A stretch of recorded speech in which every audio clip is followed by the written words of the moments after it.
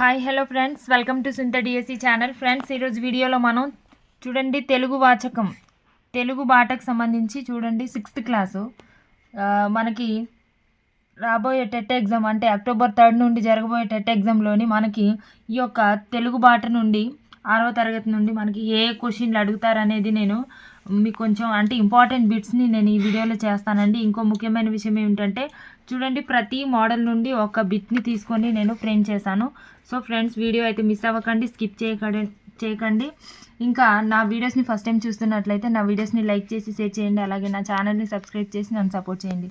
Friends చూడండి, 6వ తరగతి తెలుగు, ఇందులో మనకి ఫస్ట్ బిట్ చూడండి, అమ్మఒడి పాఠ్యాంశం యొక్క ఇతివృత్తం డ్యాష్ అని ఇచ్చారు కదండి.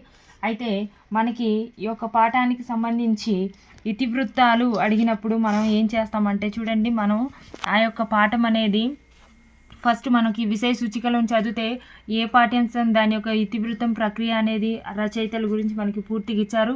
సో మీరు టెక్స్ట్ బుక్ చదివినప్పుడు క్లియర్గా అవి చదవండి. ఖచ్చితంగా మనకి పాఠ్యాంశం యొక్క ఇతివృత్తం అనేది అడుగుతారండి. సో అమ్మఒడి పాఠ్యాంశం యొక్క ఇతివృత్తం మనం చూసినట్లయితే అమ్మ ప్రేమ అండి. పాఠం యొక్క ఇతివృత్తము మనకి అమ్మ ప్రేమ.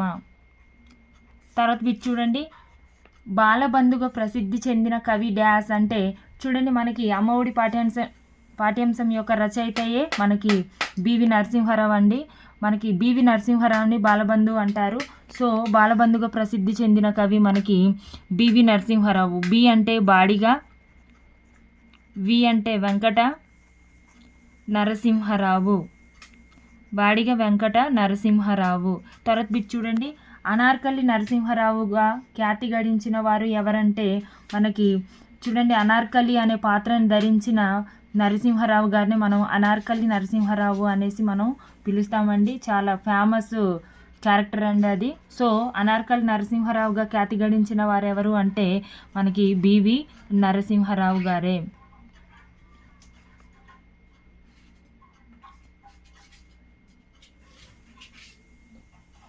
నెక్స్ట్ బిట్ చూడండి, సాటి మనుషుల తృప్తి సంతోషం కోసం పనిచేయడంలోని నిజమైన సంతోషం తృప్తి ఉందని తెలియజేయు కథానిక ఏది అని అడిగారు. మనకి పాఠ్యాంశంలోని దాని యొక్క ఉద్దేశము నేపథ్యము అడిగినప్పుడు ఇలా మనకి బిట్ అనేది రావచ్చు. సాటి మనుషుల తృప్తి సంతోషం కోసం పనిచేయడంలోని నిజమైన సంతోషం తృప్తి ఉందని తెలియజేసే కథానిక మనకి తృప్తి అనే పాఠ్యాంశం అండి. దీని యొక్క ప్రక్రియ అనేది మనకి కథానిక. తర్వాత చూడండి, తృప్తి పాఠ్యాంశంలోనే మనకి పూర్ణయ్య అని ఒక పాత్ర ఉంటుంది. అయితే పూర్ణయ్యని ఆ పాఠ్యాంశంలోని ప్రజలందరూ బావగాడు అని పిలవడం జరుగుతుంది. మనకు ఒక్కొక్కసారి పాత్రల పేర్లు అడుగుతారు. సో అందుకనే ఇలా నేను బిట్ ఫ్రేమ్ చేశాను. నెక్స్ట్ బిట్ చూడండి, మా కొద్ది తెల్లదొరతనం పాఠ్యభాగ రచయిత ఎవరు. మనకి ఇది చాలా ఇంపార్టెంట్ బిట్ అండి. మా కొద్ది తెల్లదొరతనం పాఠ్యభాగ రచయిత మనకి గరిమెల్ల సత్యనారాయణ, గరిమెల్ల సత్యనారాయణ అనే కవి. నెక్స్ట్ చూడండి, 7వ బిట్, ఒక మాత్ర కాలంలో ఉచ్చరించే అక్షరాలు. ఇది మనకి ప్రీవియస్ బిట్ అండి. ఒక మాత్ర కాలంలో ఉచ్చరించే అక్షరాలు ఏంటంటే హ్రస్వాలు దీర్ఘాలు అనేసి మనకు ఉంటుంది కదా, వర్ణమాలలోని రకాలు. సో ఇది. నెక్స్ట్ చూడండి, 8వ బిట్, పరుష సరళాలు కాకుండా మిగిలిన హల్లులు డ్యాష్ అంటే పరుసాలు అంటే కొంచెం కష్టమైనవి, సరళాలు అంటే గజడ దబాలు, పరుసాలు అంటే కచట తపాలు. ఈ రెండు కాకుండా మిగిలిన హల్లులు డ్యాష్ అంటే మనకి చూడండి స్థిరాలు, వాటిని మనం స్థిరాలు అని పిలుస్తాము. ఇది మనకు ప్రీవియస్ బిట్. నెక్స్ట్ బిట్ చూడండి, పెదవి సాయంతో పలికే అక్షరాలను డ్యాష్ అంటారు. మనకి తెలుగు మెథడాలజీలో కూడా మనకి అక్షరాలకి సంబంధించిన స్థానాలు వాటి ప్రకారము మనకు ఓష్ట్యాలు, మూర్ధన్యాలు అనేసి తాళవ్యాలు అని ఉంటాయి కదండి. అందులో పెదవి సాయంతో పలికే అక్షరాలు మనం ఓష్ట్యాలు అని పిలుస్తాము. నెక్స్ట్ బిట్ చూడండి, తెలుగులో పంచతంత్రాన్ని నీతి చంద్రిక పేరుతో అనువాదించిన వారు. పంచతంత్ర కథల్ని నీతి చంద్రిక అనే పేరుతో తెలుగులో అనువాదించిన కవి ఎవరంటే మనకి ఫేమస్ రైటర్ అండి, పరవస్తు చిన్నయ్య సూరి. నెక్స్ట్ బిట్ చూడండి, గద్య తిక్కన చూడండి బిరుదు, గద్య తిక్కన బిరుదు కల కవి డ్యాష్ అంటే మనకి కందుకూరి వీరేశలింగం. ఇది కూడా మనకి ప్రీవియస్ బిట్. నెక్స్ట్ బిట్ చూడండి, రాజశేఖర చరిత్రము డ్యాష్ వారి రచన అంటే మనకి ఇందులో చూడండి, రాజశేఖర చరిత్రం అనేది నవలను రాసిన కవి ఎవరు అంటే మనకి కందుకూరి వీరేశలింగం గారే. నెక్స్ట్ బిట్ చూడండి, రోమాసుడు అనగా డాష్. ఇది మనకి ప్రీవియస్ బిట్ అండి. ఇందులో చూడండి మనకి ఇది పాఠ్యాంశంలోని పాత్ర పేరు రోమాసుడు. అయితే రోమాసుడు అని ఎవరిని పిలుస్తారంటే ఆ పాఠ్యాంశంలోని పిల్లి. రోమాసుడు అంటే పిల్లి. నెక్స్ట్ బిట్ చూడండి, 14 బిట్, చంద్రకుడు అనే డాష్. చూడండి, ఆ పాఠ్యాంశంలోనే చంద్రకుడు అనే పాత్ర ఎవరు పోషించారంటే చూడండి, చంద్రకుడు అనే పాత్రని పోషించిన వారు గుడ్లగూబ. అక్కడ గుడ్లగూబని చంద్రకుడు అని పిలుస్తారు. నెక్స్ట్ బిట్ చూడండి, ఆహారం అనే పదం యొక్క వికృతి పదం మనకు మోస్ట్ ఇంపార్టెంట్ అని ఖచ్చితంగా మనకి తెలుగు క్వశ్చన్ పేపర్లోని ప్రకృతి వికృతులు అనేవి అడుగుతారు. అందులో ఆహారం అనే పదాన్ని ఒక 2-3 సార్లు అడగడం జరిగింది. సో ఆహారం అనే పదం యొక్క వికృతి పదం ఏది అంటే ఓగీరం. ఆహారం అనే పదం యొక్క వికృతి పదం ఓగీరం. నెక్స్ట్ బిట్ చూడండి, జాతీయ జెండా రూపశిల్పి. ఇది కూడా మనకి ప్రీవియస్ బిట్. ఇది టెట్లో అడిగారు. అలాగే మనకి 2018 టెట్ కమ్ టీఆర్టీ క్వశ్చన్ పేపర్లో కూడా మనకి ఈ బిట్ అనేది కనబడుతుంది. చూడండి, జాతీయ జెండా రూపశిల్పి ఎవరు అంటే మనకి పింగళి వెంకయ్య. నెక్స్ట్ బిట్ చూడండి, జాతీయ ప్రతిజ్ఞ నిర్మాత డాష్. మోస్ట్ ఇంపార్టెంట్ అండి ఇది కూడా. ఈ బిట్ కూడా మనకి టెట్ కమ్ టీఆర్టీ 2018 లాస్ట్ 31వ తారీఖున జరిగిన మధ్యాహ్నం క్వశ్చన్ పేపర్లో మనకి ఈ బిట్ అనేది కనబడుతుంది. కావాలంటే మీరు చెక్ చేసుకోండి. జాతీయ ప్రతిజ్ఞ నిర్మాత ఎవరు అంటే మనకి పైడిమర్రి వెంకట సుబ్బారావు. నెక్స్ట్ బిట్ చూడండి, తెలుగు బాల శతకకర్త. ఇది కూడా మనకి ప్రీవియస్ బిట్టే. తెలుగు బాల శతకకర్త డాష్ అంటే కరుణాశ్రీ అండి. ఆప్షన్లో మనకి కరుణశ్రీ అని ఉంటే కరుణశ్రీ అని పెట్టండి. లేకపోతే కరుణశ్రీగా ప్రసిద్ధి చెందిన కవి ఎవరు అంటే మనకి జంధ్యాల పాపయ్య శాస్త్రినే కరుణశ్రీ అని పిలుస్తారు.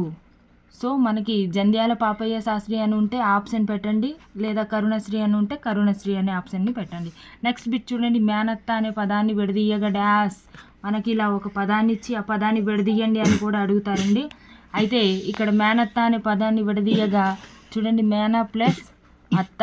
అయితే ఒక్కొక్కసారి మనకి ఇలాంటివి వ్యాకరణాంశాలు అనేవి ఎలా అడుగుతారంటే మేనత్త అనే పదాన్ని విడదీసి లేదా అంటే విడదీసిన పదాన్ని ఇచ్చి ఇది ఏ సంధి అని కూడా అడుగుతారు. అలా అడిగినప్పుడు చూడండి మనకి మేన ప్లస్ అత్త అనేది మనకి ఎడాగమ సంధి అవుతుందండి. నెక్స్ట్ బిట్ చూడండి, 20వ బిట్, తల్లిదండ్రులు అనే పదం డాష్ సమాసం. మనకి ఒక పదాన్ని ఇచ్చి దాని యొక్క సమాసం అడుగుతారు, లేదా చూడండి దాని యొక్క నిర్వచనం అనేది కూడా అడగొచ్చు. అయితే తల్లిదండ్రులు అనే పదం మనకి డాష్ అంటే ఏ సమాసం అంటే ద్వంద్వ సమాసం. ద్వంద్వ అంటే మనకి సమ ప్రాధాన్యం కలిగిన పదాలను మనం ఏ సమాసం అని చెప్పొచ్చు అంటే ద్వంద్వ సమాసం అని చెప్పొచ్చు. తల్లిదండ్రులు, అక్క చెల్లెలు, భార్యాభర్తలు ఇవన్నీ మనకి ద్వంద్వ సమాసాలు.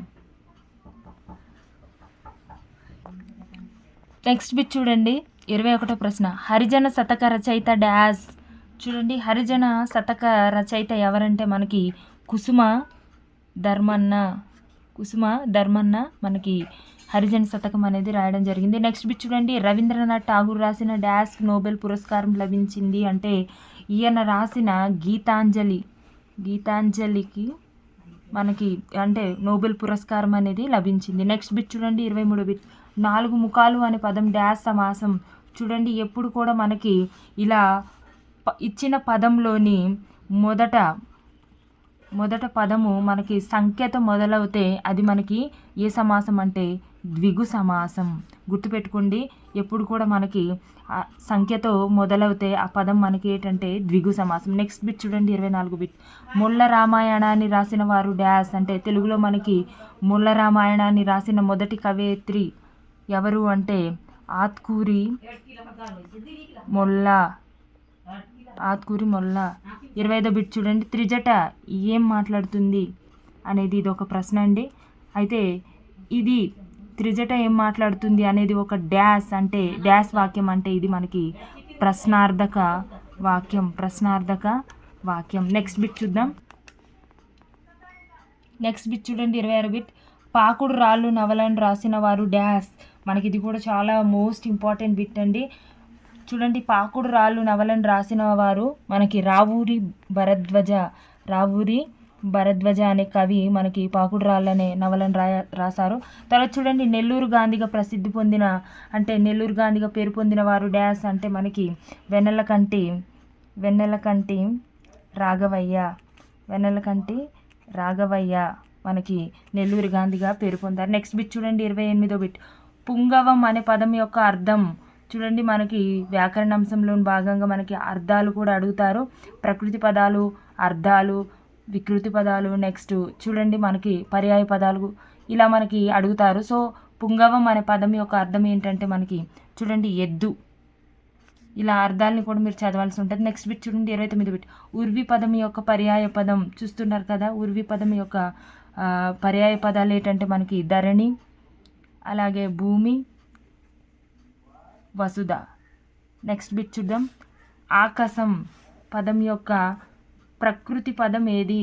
చూడండి, ఆకాశం పదం యొక్క ప్రకృతి పదం మనకి ఆకాశం. ఇలా మనకి క్వశ్చన్స్ అనేవి అడుగుతారండి. ఈ విధంగా చదువుకుంటే చూడండి మనకి ఇవన్నీ మోస్ట్ ఇంపార్టెంట్ బిట్స్. ఎగ్జామ్కి వెళ్ళే ముందు ఈ బిట్స్ని చూసినట్లయితే ఖచ్చితంగా ఇందులో నుండి 1 లేదా 2 క్వశ్చన్లు అనేవి వస్తాయి.